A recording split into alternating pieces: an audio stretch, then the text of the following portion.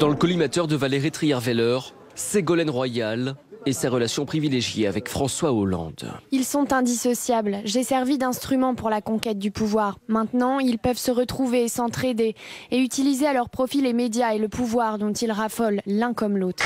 Le ton monte encore et très nettement entre opposition et majorité à propos de la réforme des collèges et de la réforme des programmes scolaires.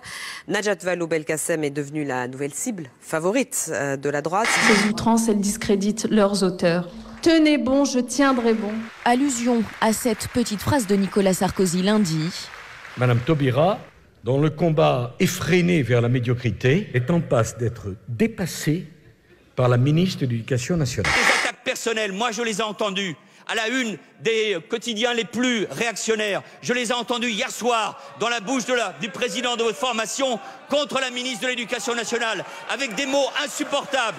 Alors monsieur le maire, si vous voulez un vrai débat, projet contre projet, un vrai débat, valeur contre valeur, nous y sommes prêts. En Corée du Nord, le ministre de la Défense, Yoon Yeon-chol, a été exécuté il y a quelques jours. L'homme s'était assoupi pendant des célébrations militaires et avait répondu à plusieurs reprises, signe d'insolence, au dictateur Kim Jong-un. Le ministre aurait donc été tué par un tir de canon antiaérien, méthode réservée aux hauts dignitaires. 52% des Français sont d'accord pour rétablir la peine de mort. C'est un chiffre en augmentation par rapport à l'an dernier. Ça se traduit aussi par une demande d'autorité croissante. 85% pensent qu'il faut, je cite, un vrai chef pour remettre de l'ordre en France.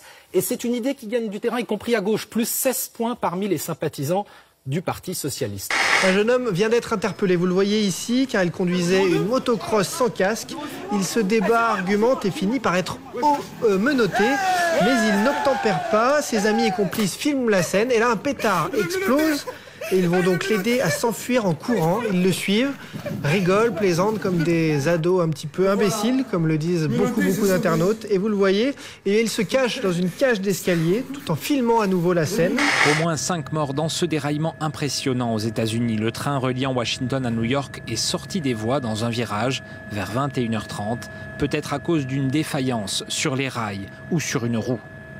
D'un coup, vous voyez le train se balancer comme ça, vous pouvez sentir qu'il déraille et on a continué à rouler. Après, je me souviens juste avoir été extrait du train par la sortie d'urgence.